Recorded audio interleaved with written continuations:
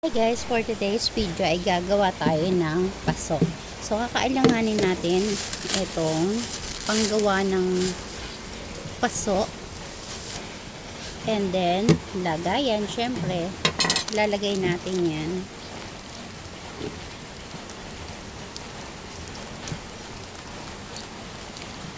Bubuhos lang natin siya. Dalawa lang kailangan mo.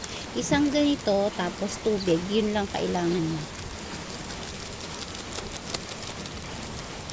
Gawa tayo ng tansya-tansya lang gagawin natin.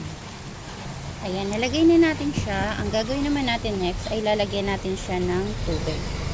Paglagay ng tubig, syempre dahan-dahan lang at hahaluin natin siya.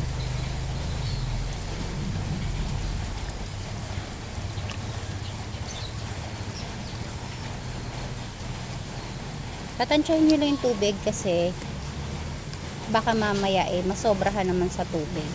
Yung kailangan makakagawa lang tayo ng clay at matutunaw siya. Kung wala kayong mga silicone, ang ilalagyan natin ang pang mold ay pwede yung lagayan ng ice cream cup na pang mold niya. So, kuha tayo na. And now, ito yung mga silicone ko na molder ko. So, lalagyan ko na siya. Kailangan puno siya guys. At kailangan malagyan siya lahat. Tataktak natin para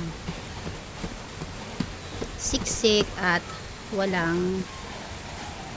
So ayun na guys, nalagyan ko na siya. And then ito yung sinasabi ko sa inyo na dapat meron kayo nito.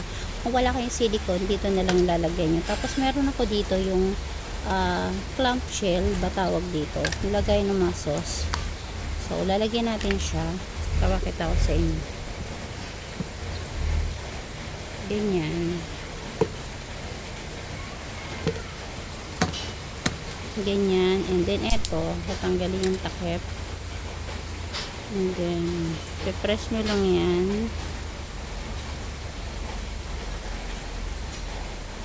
Diyan sa loob. Hanggang sa yan. Tatak-tak-tak-tak nyo rin para mawala yung puti yung ganyan lang siya guys.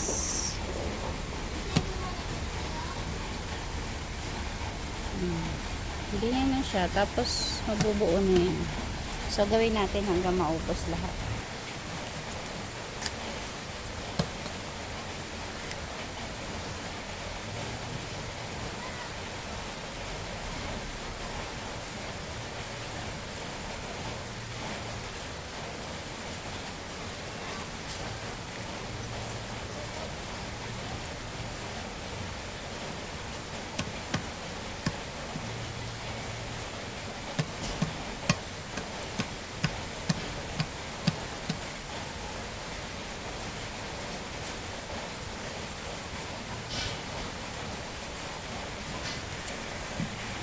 So, ayun na po yung mga nagawa ko na paso. At papatigasin ko na lang po yan.